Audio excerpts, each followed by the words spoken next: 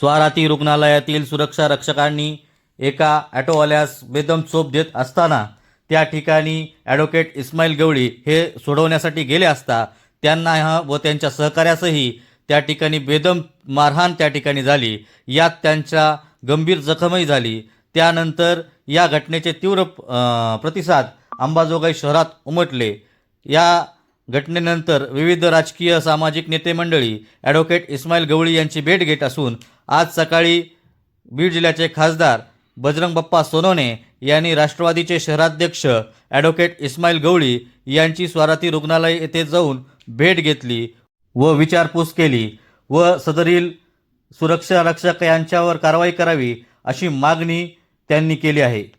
यावेळी त्यांच्याबरोबर माजी आमदार पृथ्वीराज साठे, राष्ट्रवादीचे तालुका अध्यक्ष अमरभैया देशमुख यांच्यासह राष्ट्रवादीचे पदाधिकारी उपस्थित होते। संग्राम महाराष्ट्राचा न्यूजसाठी अभिजित लोमटे, अंबाजोगाई।